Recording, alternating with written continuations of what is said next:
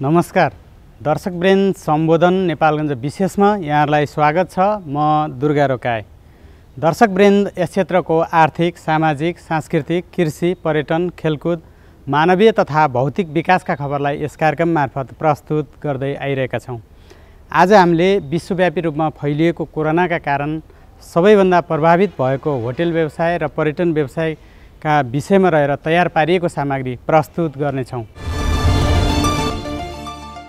दर्शकवृन्द, विश्वव्यापी रूपमा फैलिएको कोरोनाका कारण नेपाल पनि अछुतो रहेन र विभिन्न क्षेत्र प्रभावित भएका छन्। सबैभन्दा बढी पर्यटन क्षेत्र प्रभावित भएको छ र होटल व्यवसायहरू प्रभावित भएको देखिन्छ। पश्चिम क्षेत्रका होटल व्यवसायहरू कोरोनाका कारण के कस्तो प्रभाव परेको छ भन्ने विषयमा सहकर्मी खम्ब प्रसाद पुलले तयार पारेको विशेष रिपोर्ट अबको प्रस्तुति। विश्वव्यापी रूपमा फैलिएको कोरोनाको असर नेपालमा पनि परेको छ। भारतसँग जोडिएको पश्चिम तराई क्षेत्र पनि निकै प्रभावित भएको छ। कोरोनाका कारण विभिन्न पेसा व्यवसाय भइरहँदा होटल तथा पर्यटन क्षेत्रमा यसको प्रत्यक्ष असर देखिएको छ। 4 महिना लामो लकडाउन र पुनः जारी गरिएको निषेधाज्ञाका कारण बाँके, बर्दिया लगायत पश्चिम तराईका जिल्लाहरू नराम्ररी प्रभावित बनेका छन्। यसको असर तत्कालीन मात्र नभई दीर्घकालीन रूपमा पर्यटन तथा होटल व्यवसायमा परेको नेपालगञ्जका व्यवसायीहरू बताउँछन्। नेपालगञ्जका होटल सञ्चालक केदारनाथ गुप्ता कोरोना भाइरसले होटल व्यवसायलाई नराम्ररी धराशायी बनाएको बताउँछन्। उनले लकडाउन अवधिमा सरकारबाट पाउनुपर्ने सेवा सहयोग कुनै पनि नपाएको गुनासो गर्दै बैङ्कहरूबाट लिएको ऋणको ब्याज समेत छुट नपाएको बताए। सरकारले धराशायी अवस्थामा पुगेका होटल व्यवसायहरू सञ्चालन गर्न सरकारले मापदण्ड बनाएर होटल सञ्चालन गर्ने व्यवस्था गरिदिन सञ्चालक गुप्ताले सरकारलाई आग्रह गरे। कोरोनाले त हामीले धेरै सघा पारिसक्यो। एक प्रकारको होटल पर्यटन व्यवसायलाई नै सब सघा पारिसकेको छ। सरकारबाट पाउने अनुदान अथवा चाहिँ सहयोग सहुलियत चाहिँ हामीले केही पाएका छैनौँ। ब्याज दरमा महिना पनि थियो, त्यो पनि केही पाएको छैनौँ।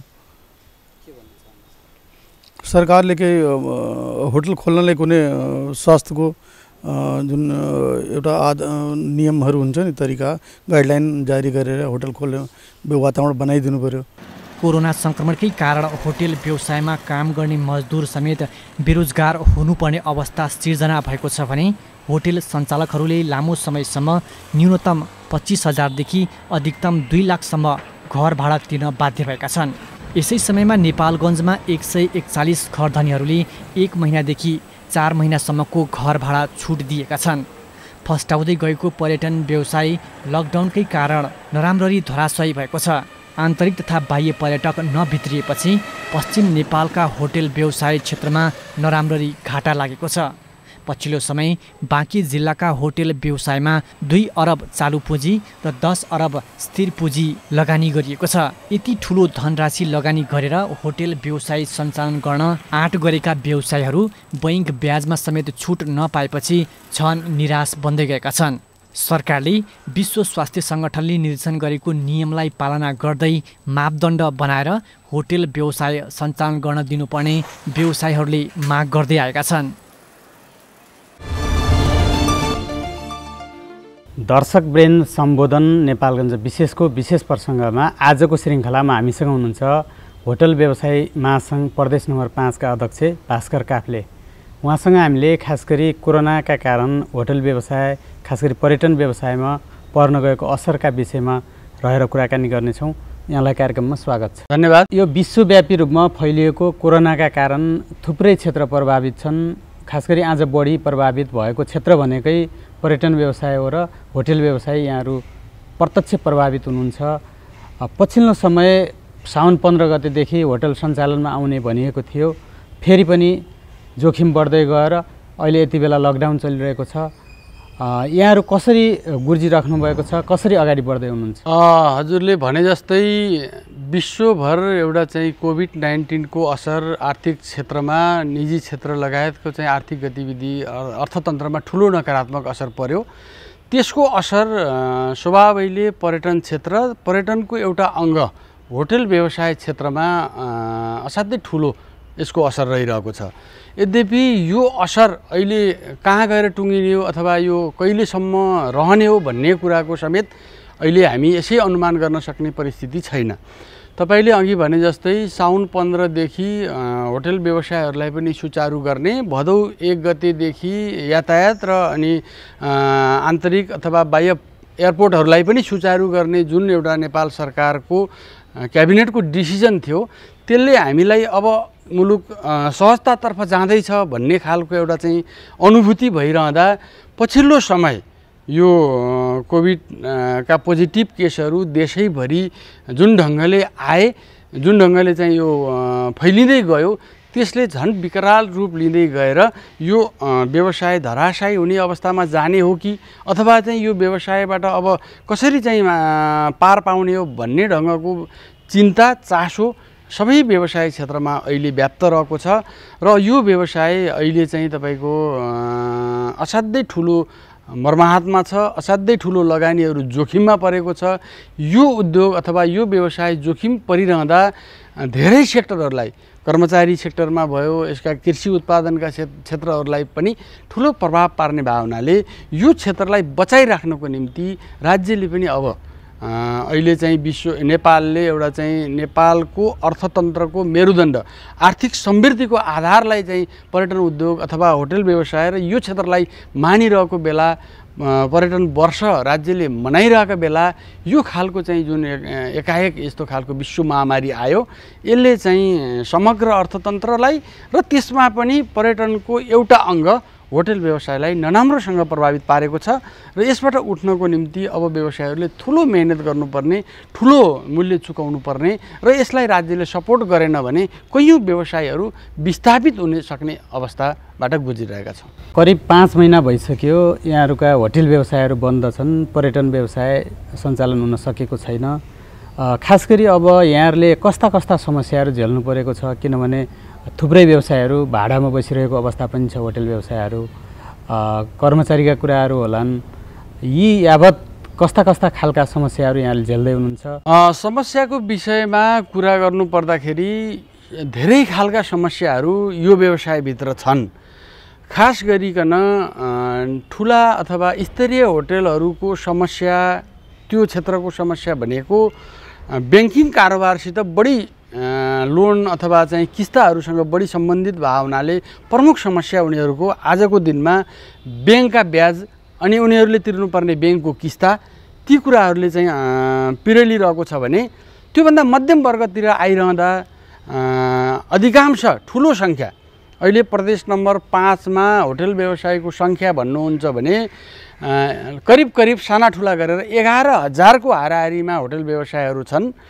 करिब 55-60 हजार प्रत्यक्ष रोजगारी सिर्जना भएको छ यो क्षेत्रबाट। अप्रत्यक्ष रूपमा हुने रोजगारी आफ्नो ठाउँमा छँदैछ। त्यो रोजगारी दाताहरू जुन रोजगारीमा आफ्नो पेसा व्यवसाय, यही पेसा व्यवसायका कारणले स्वरोजगार बनेका व्यवसायहरू आफ्नो ठाउँमा हुनुहुन्छ। प्रत्यक्ष रोजगारी यो क्षेत्रबाट रोजगारी पाएर जान बच्चा केटाकेटी पाल्ने जुन मजदुर वर्ग छ, त्यो वर्ग पनि अहिले सामान्यभन्दा सामान्य होटलहरूले पनि 5-7 जना स्टाफहरू राखेर कामहरू चलाइरहेको परिस्थितिमा अहिले टोटल्ली स्टाफहरूलाई बेतलबी बिदामा अथवा न्यून तलबमा उनीहरूलाई घर बिदा राखिरहेको र केही आवश्यक कर्मचारीहरू मार्फत केही होटलहरू सञ्चालनमा आइरहेको, समग्रमा भन्नुपर्दा करिब 20-25% कर्मचारीहरूबाट अहिले होटलहरू चलाएको परिस्थिति छ। अब ब्याङ्कको ब्याजका कुरा गर्नुपर्दा, किस्ताका कुरा गर्नुपर्दा मौद्रिक नीति मार्फत केही कुराहरू सम्बोधन भएको छ। अहिले पछिल्लो समय सम्बोधनै नभएको विषय पनि छैन, तर सम्बोधन भएको मौद्रिक नीति कार्यान्वयन हुने पक्षमा कार्यान्वयन कसरी हुन्छ भन्ने कुरामा हामी चाहिँ अन्यलमा छौँ। र त्यो मौद्रिक नीति यदि भनेअनुसार कार्यान्वयन भयो भने केही हदसम्म छुटका कुरा त होइनन्, त्यसमा समय अवधि लम्बाएर किस्ताहरू तिर्ने कुरालाई 1 वर्ष पछाडि सारिएको छ। त्यसले पनि ठुलो राहत मिल्ने अवस्था छ र यो 1 वर्षभित्र नर्मलाइज भयो र स्थिति सामान्यकरण भएर चाहिँ यो कोभिडको प्रभाव कम हुँदै गएर तपाईँको सामान्य स्तरमा व्यवसाय चलाउन सकिने स्थिति आयो भने 1 वर्षभित्र फेरि व्यवसाय चल्दै गएपछि व्यवसायहरूले लोनहरू, आफूले तिर्नुपर्ने किस्ताहरू तिर्नका लागि व्यवसायबाट तयार सक्छन्। यद्यपि अब अहिलेकै अवस्था रहिरहने हो र यो चाहिँ वर्षौँ जाने हो। तपाईँले भने जस्तो 5 महिना भइसक्यो। यो सुरुवातमा 5 महिना हुन्छ भनेर हामी कसैले कल्पना गरेका पनि थिएनौँ। हुँदाहुँदै 1 महिना होला, 2 महिना होला, 3 महिना हुँदाहुँदै अहिले झन् समुदाय स्तरमा समेत फैलिएर अब चाहिँ तपाईँको महामारीको रूपमा आउने सम्भावनाले सबैलाई त्रसित बनाएको छ।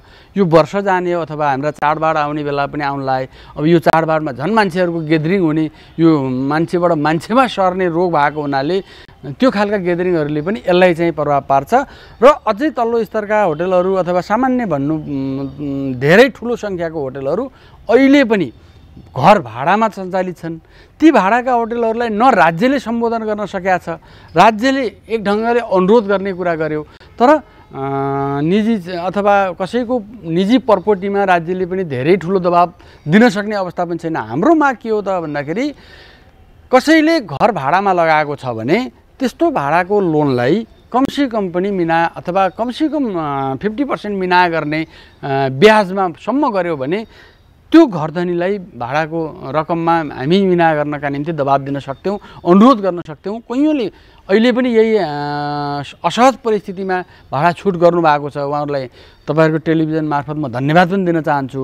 र अरू केही घरधनीहरूका अप्ठ्यारा परिस्थिति, उहाँहरूले ब्याङ्कको किस्ता तिर्न नसक्ने परिस्थिति भएको हुनाले राज्यले सोलो डोलो सम्पूर्ण व्यवसायलाई यही कित्तामा राख्ने भन्दा पनि विशेष गरेर बढी मर्माहित क्षेत्र कुन हो त भन्दा आजको दिनमा पर्यटन क्षेत्रको अङ्ग एउटा होटल व्यवसाय असाध्यै ठुलो मर्कामा छ अथवा विस्थापित हुँदैछ।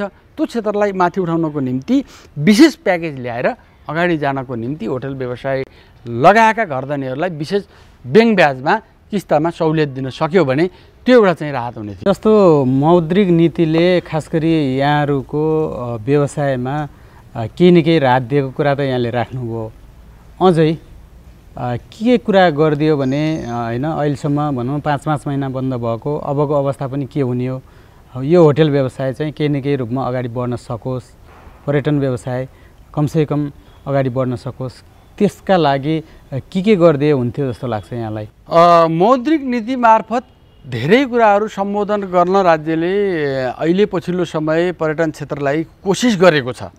तर हामी पुनर्कर्जाको विषयमा आम व्यवसायीको पहुँचमा त्यो पुग्दैन कि अथवा चाहिँ विगतका इतिहासहरू हेर्दा नेपाल राष्ट्र ब्याङ्कले सार्वजनिक गरेको गत वर्षको मौद्रिक अथवा चाहिँ त्यो पुनर्कर्जाको 142 जनाको हामीले लिस्ट हेऱ्यौँ भने पहुँचवाला र ब्याङ्कसँग नजिक भएका मान्छेहरूले मात्रै त्यो सेवा सुविधाहरू लिइरहेको परिस्थिति छ।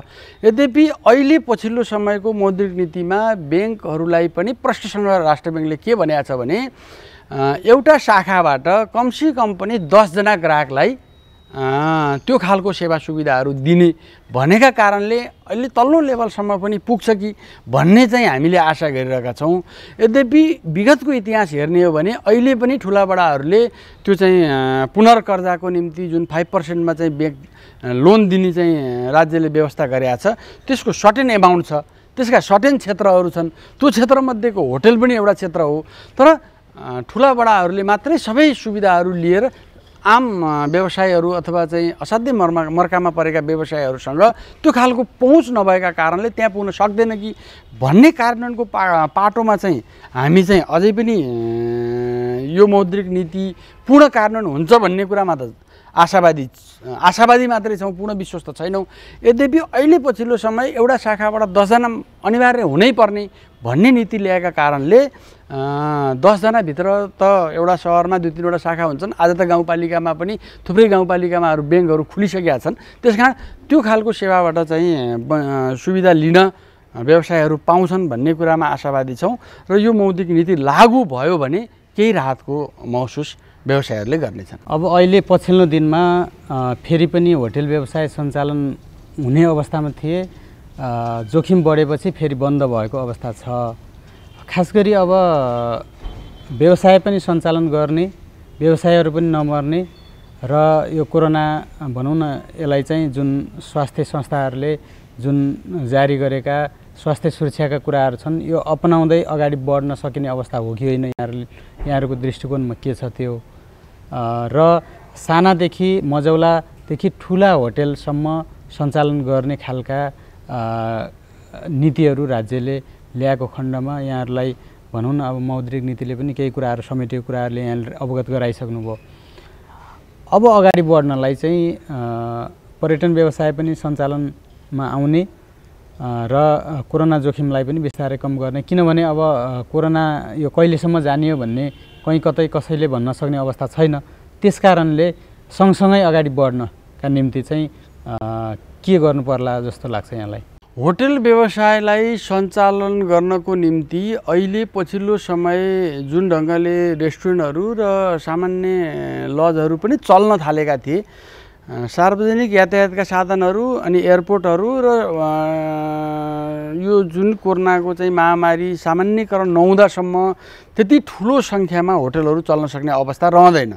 यद्यपि अहिले पनि हामीले के भनिरहेका छौँ भने कमसेकम पनि स्टाफहरूलाई बचाइराख्नको निम्ति सुरक्षाका मापदण्डहरू आज चाहिँ तपाईँको रेस्टुरेन्टमा ठुल्ठुला फङ्सनहरू हलमा गर्ने कार्यक्रमहरूलाई बन्द गर्ने, ठुलै ग्यादरिङ गर्ने कार्यक्रमहरूलाई चाहिँ निरुत्साहित गर्ने र त्यो खालका गतिविधिहरू रेस्टुरेन्टमा होटलमा गर्न नदिने, ठुल्ठुला भोज भतेरहरू गर्न नदिने, सामान्य खालको होटलमा रुममा आएर बस्दाखेरि सुरक्षाका मापदण्ड अपनाएर लजले त्यो खालको व्यवसाय गर्न सुरु गर्यो भने त्यसले त्यति ठुलै जोखिम निम्ताउला जस्तो मलाई लाग्दैन।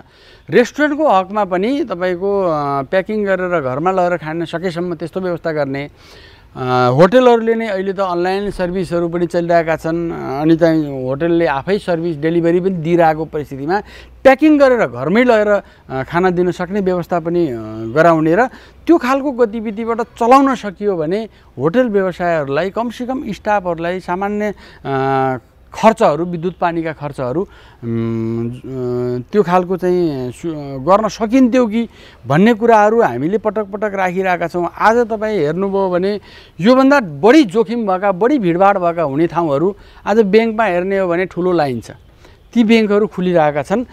यद्यपि होटल लजहरू भनेको त तपाईँको एउटा रुममा एकजना अथवा दुईजना मान्छेहरू बस्ने ठाउँमा त्यति ठुलै जोखिम हुने सम्भावना देखिँदैन। फेरि पनि सजगता अपनाएर मान्छेहरू को कहाँबाट आउँछ, बाहिरबाट आउने मान्छेहरू कसरी आएको छ, कस्तो खालको मान्छे आएको छ, सबै कुराहरू उसलाई चाहिँ सेनिटाइजर प्रयोग गर्ने कुराहरू, साबुन पानीले हात धुने कुराहरू, मास्क नियमित रूपमा लगाउने कुराहरू, यी विश्व ब्याङ्क के भन्छ यो हाम्रो के भन्छ WHO को मान्यता अनुसार ती फुलफिल गरेर होटल रेस्टुरेन्ट चलाउन सक्ने परिस्थिति छ, त्यति ठुलो जोखिम छैन। त्यसकारण हामी राज्यसँग पनि यही अनुरोध गरिरहेका छौँ कि अब यसरी धेरै समय लामो समय बन्द गरेर राखिरहनुभन्दा सुरक्षा अपनाएर होटल रेस्टुरेन्टहरू चलाउनुपर्छ भन्ने माग राखिरहेका छौँ। चलाउँदाखेरि त्यति ठुलो जोखिम हुँदैन। पछिल्लो समय बाँकेमा चाहिँ जोखिम बढिसकेपछि होटलहरूलाई पनि आइसोलेसनका रूपमा प्रयोग गर्न थालिएको छ। यसको उदाहरण स्वरूप सिटी प्यालेसलाई अहिले आइसोलेसनका रूपमा प्रयोग गरिरहेको अवस्था छ। यसलाई यहाँहरूले कसरी हेर्नु भएको छ? के गर्दा ठिक हुन्छ? यो के हो? कुन मापदण्ड अनुसार यसलाई चाहिँ अगाडि बढाउनु खोजिएको छ? के भन्नुहुन्छ यहाँले? राम्रो कुरा गर्नुभयो। हामीले पहिल्यै पनि भनिरहेका थियौँ कि होटलहरू जो यति धेरै ठुलो सङ्ख्यामा खाली छन् ती होटलहरूलाई क्वारेन्टाइनको रूपमा राखौँ। जो यो बोर्डरबाट आउने मान्छेहरू छन् त्यो गाउँपालिकामा पठाएर सरकारी स्कुल टिनका छानामुनि तराईमा न बाथरुम छन्, न टोयलेट राम्रो छ, न चाहिँ बस्ने व्यवस्था राम्रो छ, त्यहाँबाट मान्छे भागिरहेका छन्। मिनिमम शुल्कमा यत्रो धेरै होटलहरू भएको ठाउँमा राख्न सकिन्छ, राखौँ भन्ने कुरा हामीले प्रशासनलाई अनुरोध गरेका थियौँ। त्यति बेला सम्बन्धित स्थानीय तहमा पठाउने हामीले यो खालको चाहिँ रिस्क लिन सक्दैनौँ भन्ने कुरा आयो। त्यो गरेको भए धेरै हदसम्म कोरोना पनि नियन्त्रणमा आउने थियो, किनभने वहाँबाट आएकाहरूलाई यहाँ राख्ने 14-15 दिन, त्यसपछि PCR गरेर गाउँ पठाएको भए राम्रो हुने थियो र व्यवसाय पनि बाँच्ने थिए। राज्यको पैसा जुन खर्च भएको छ गाउँपालिकामा क्वारेन्टाइनका नाममा खर्च भयो, त्यो पैसा पनि कम खर्च हुन्थ्यो। अब रह्यो कुरा अहिले चाहिँ आइसोलेसन एउटा सिटी प्यालेसलाई गरिएको छ। अब यो भोलि यो सङ्ख्या बढ्दै गयो भने थुप्रै होटलहरूलाई आइसोलेसन होटलहरू बनाउनु पर्ने स्थिति छ र त्यो बनाउनु पनि पर्छ। अब रह्यो अब यो सिटी प्यालेस एउटा स्तरीय होटल हो। स्तरीय होटलमा स्तरीय मान्छेहरू अथवा सबैको पहुँच नहुन सक्छ। आज सिटी प्यालेसमा बस्दा 2500-3000 रुपियाँ दिनको तिर्नुपर्छ भने भोलि त्योभन्दा अलि कम क्वालिटीको होटल अथवा चाहिँ अलि सुविधा अलि कम भएको होटल अथवा कम गुणस्तरको होटल 1200-1500मा पनि बस्न सकिने, 1000 रुपियाँमासम्म पनि बस्न सकिने आइसोलेसन क्याम्पहरू होटलहरूले बनाउनुपर्छ र त्यो जुन ढङ्गले चाहिँ महामारी बढ्दैछ, सङ्ख्या बढ्दैछ, त्यसलाई त्यहाँ चाहिँ निगरानीमा राख्नको निम्ति, मान्छेलाई बाहिर निस्कन नदिनको निम्ति र जुन सरकारी क्वारेन्टाइनहरू छन् त्यहाँबाट मान्छे भाग्ने, त्यहाँ नजाने खालको चाहिँ रोक्नको निम्ति पनि अहिले होटलहरूलाई बनाइरहेको छ, बनाउनुपर्छ।